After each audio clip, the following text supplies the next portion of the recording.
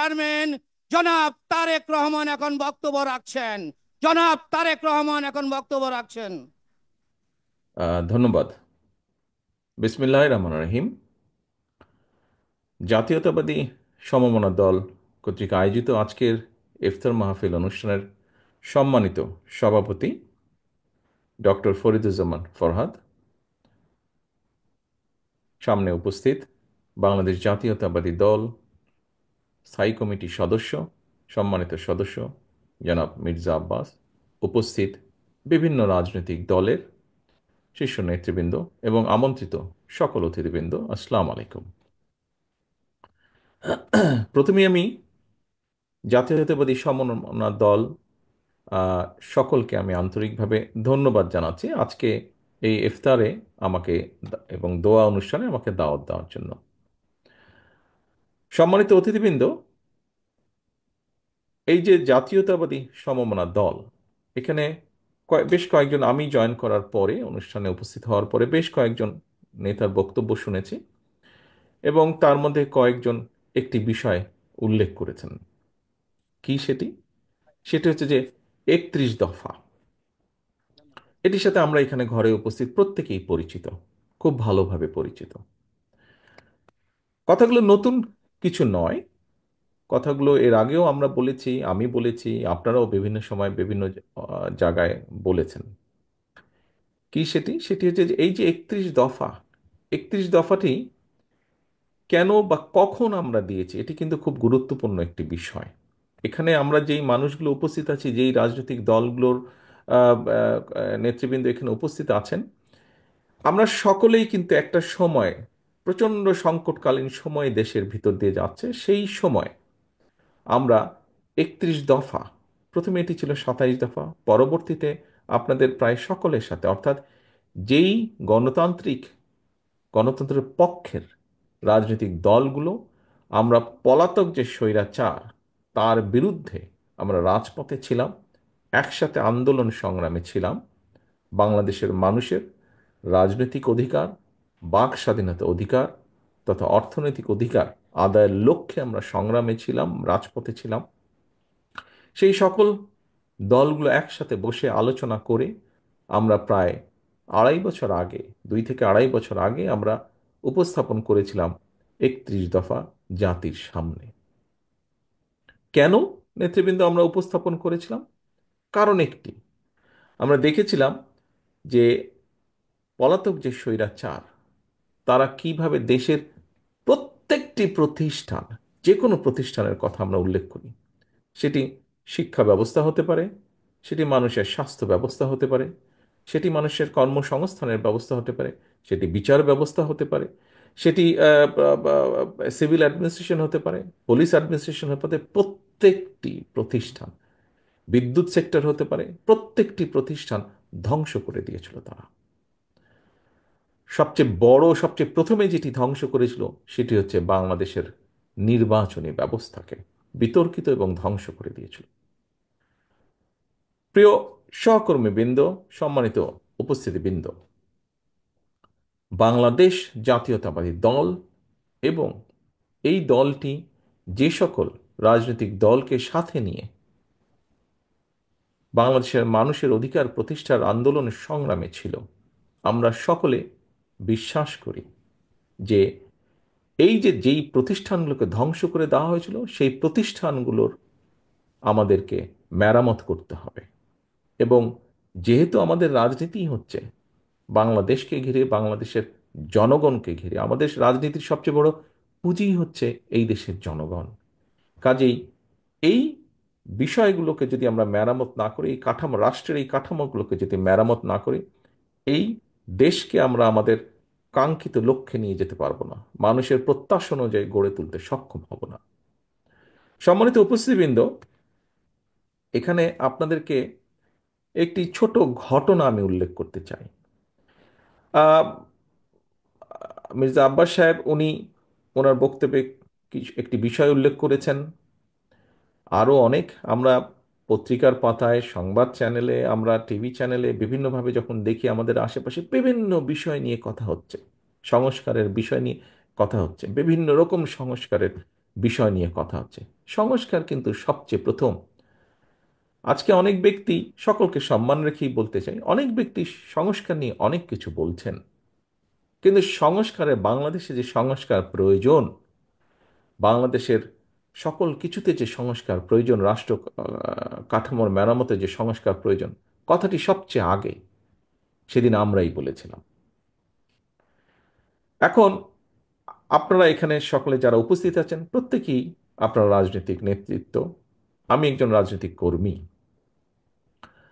আমার কাছে সংস্কার বলুন, রাজনীতি বলুন, কি বুঝি, অবশ্যই প্রত্যেকে আমরা একজন স্বাধীন মানুষ হিসাবে প্রত্যেকে আমাদের চিন্তা আছে রাজনীতি সম্পর্কে।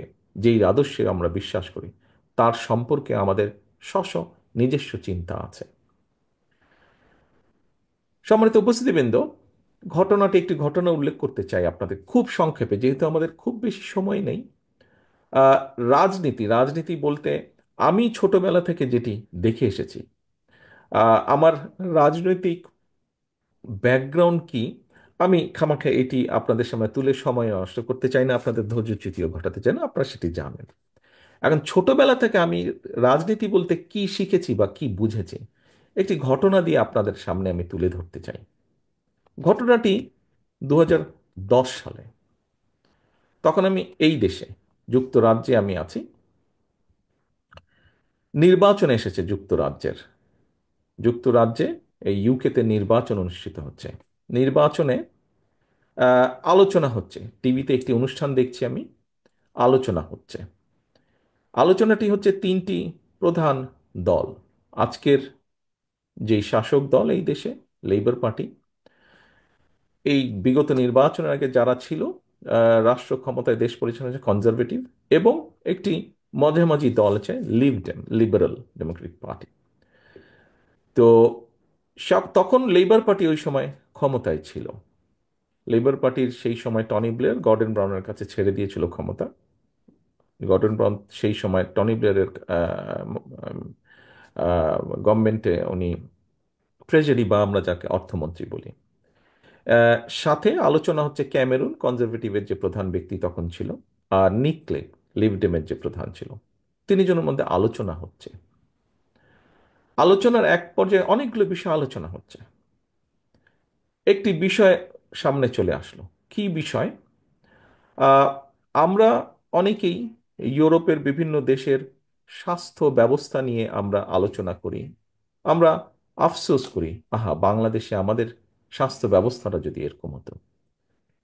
প্রিয় সম্মানিত উপস্থিতিবৃন্দ, আলোচনার বিষয়বস্তুটি কি ছিল জানেন? স্বাস্থ্য ব্যবস্থারই একটি বিষয় ছিল, কোন দল জনগণের ভোটে সরকার গঠনের সুযোগ পেলে, এই যে হঠাৎ এমার্জেন্সি হলে বাসা থেকে যে এই দেশে অ্যাম্বুলেন্সের জন্য ফোন করে, কোন দল কিভাবে হসপিটাল থেকে অ্যাম্বুলেন্সটা রোগীর কাছে পৌঁছবে এই সময়টাকে কম কে করতে পারবে। অর্থাৎ সেই সময় যদি ধরে নেই অ্যাম্বুলেন্স আসতে এভারেজে 12 মিনিট সময় লাগে, তাহলে ওই তিন দলের মধ্যে আলোচনা হচ্ছিল যে আমি সরকার গঠনের সুযোগ পেলে আমি চেষ্টা করব এটি 12 মিনিট না, যাতে 10 মিনিটে আসে, 10 মিনিটে পৌঁছতে পারে অ্যাম্বুলেন্সটি। প্রিয় সহকর্মীবৃন্দ, হ্যাঁ, যুক্তরাজ্য এরা প্রায় 300 বছরের উপরে এরা গণতন্ত্র প্র্যাকটিস করছে। নির্বাচন ছিল সামনে, তাদেরকে জাতির সামনে উপস্থাপন করতে হয়েছিল অনেকগুলো বেকার সমস্যার সমাধান কোন দল কিভাবে করবে। স্বাস্থ্য ব্যবস্থার উদাহরণ তো আপনাদের কাছে দিলামই, শিক্ষা ব্যবস্থায় কার কি ভূমিকা, কে কিভাবে রাখতে চায়, সেই কথাগুলোও সেখানে ছিল। অ্যাম্বুলেন্সের ঘটনাটি আপনাদের সামনে আমি এজন্যই উপস্থাপন করলাম যে একটি গণতান্ত্রিক রাষ্ট্রে, গণতান্ত্রিক ব্যবস্থায় জনগণের যদি সুযোগ থাকে কে দেশ পরিচালনা করবে, সেই সুযোগ যদি জনগণের থাকে, জনগণের হাতে থাকে, জনগণের সেই ক্ষমতা থাকে, তাহলে রাজনৈতিক দলগুলো এইরকম বিষয়, অর্থাৎ 12 মিনিট থেকে কিভাবে 10 মিনিটে অ্যাম্বুলেন্সের টাইমটাকে নিয়ে আসবে, এই বিষয়গুলো আলোচনা হয়। সম্মানিত উপস্থিতিবৃন্দ, এই বাংলাদেশটি স্বাধীন হয়েছিল লক্ষ মানুষের আত্মত্যাগের বিনিময়। তারপরে আমরা দেখেছি বিভিন্ন সময় গণতন্ত্রকে ব্যাহত করেছে অনেকেই। একদলীয় বাকশাল বলি, বিভিন্নভাবে বলি না কেন, বিভিন্ন সময়ে গণতন্ত্রকে ব্যাহত করা হয়েছিল। বিগত 15 বছরের ঘটনায় আমি নাই বা গেলাম। জুলাই আগস্টে জনতার যে অভ্যুত্থান, এই দেশের মানুষের, জনগণের রাজনৈতিক দলগুলোর সাথে জনগণের সমর্থন ছিল বলেই সম্ভব হয়েছে পলাতক স্বৈরাচারের মতন একজন মাফিয়া স্বৈরাচারকে এই দেশ থেকে বিতাড়িত করতে সক্ষম হয়েছে সকলে মিলে। এই যে জনগণ রাজপথে বেরিয়ে এসেছে, জনগণ রাজনৈতিক দলগুলোর পাশে এসে দাঁড়িয়েছে, জনগণ সমর্থন দিয়েছে দলমত নির্বিশেষে সবাই, যে একটি পরিবর্তন হতে হবে। প্রিয় উপস্থিতিবৃন্দ, নিশ্চয়ই জনগণের একটি প্রত্যাশা আছে। কেন তারা এই পরিবর্তন চেয়েছে, কেন তারা এই পরিবর্তন চেয়েছে, তার একটি প্রত্যাশা আছে। অ্যাম্বুলেন্সের ঘটনাটা দিয়ে আমি মনে করি জনগণের প্রত্যাশা হচ্ছে যে আমরা, রাজনৈতিক দল যারা, আমরা জনগণের জন্য এই রকম কাজগুলো করা শুরু করব। এই বিষয়গুলো নিয়ে আমরা কথা বলবো। হ্যাঁ, আমরা সংস্কার নিয়ে কথা বলছি, আমরা কথা বলছি আমাদের দেশে উচ্চ সংসদ হওয়া উচিত, উচ্চ কক্ষ হওয়া উচিত। আমরা কথা বলছি কার মেয়াদকাল কতটুকু হওয়া উচিত। আমরা কথা বলছি কতটুকু সংসদের ক্ষমতা থাকা উচিত, কতটুকু গণপরিষদের কি হওয়া উচিত। বিভিন্ন বিষয়ে কথা বলছি।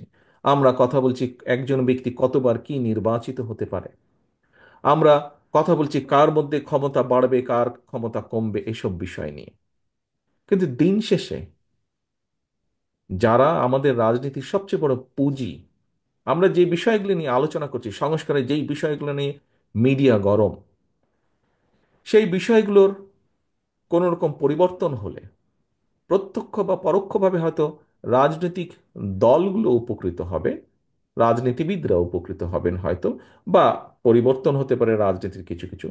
কিন্তু আমাদের রাজনীতির সবচেয়ে বড় যে পুঁজি জনগণ, তাদের ইস্যুগুলোকে নিয়ে আমাদের কি কথা বলা উচিত না? তাদের ইস্যুগুলোকে নিয়ে আমাদের কি চিন্তা ভাবনা করা উচিত না? অবশ্যই উচিত। কারণ এটি হচ্ছে আমাদের রাজনীতি, তারাই আমাদের রাজনীতির সবচেয়ে বড় পুঁজি, জনগণ। জনগণ নিশ্চয়ই বাংলাদেশের, ইউকের জনগণ যেরকম জানতে চায়, নিশ্চয়ই বাংলাদেশের জনগণ জানতে চায় হঠাৎ এমার্জেন্সিতে কতক্ষণ তাকে অপেক্ষা করতে হবে অ্যাম্বুলেন্সের জন্য। আপনজন যখন অসুস্থ হয়ে কাতরাবে, নিশ্চয়ই আমি আপনি আমরা সকলেই চাবো যে দ্রুত তাকে চিকিৎসা সেবা দিতে, এবং সেজন্য অ্যাম্বুলেন্সকে আমরা কল করব।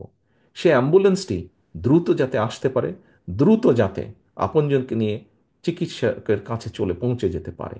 নিশ্চয়ই এরকম আরো অনেক কিছু বাংলাদেশের জনগণ প্রত্যাশা করে রাজনৈতিক দলগুলোর কাছে, আমাদের কাছে। সম্মানিত উপস্থিতিবৃন্দ, সহকর্মীবৃন্দ, আসুন আমরা যে বিষয়গুলো নিয়ে আলাপ করছি, কার কতটুকু ক্ষমতা থাকবে, কি থাকবে, পাশাপাশি আসুন আমরা শুরু করি আলোচনা।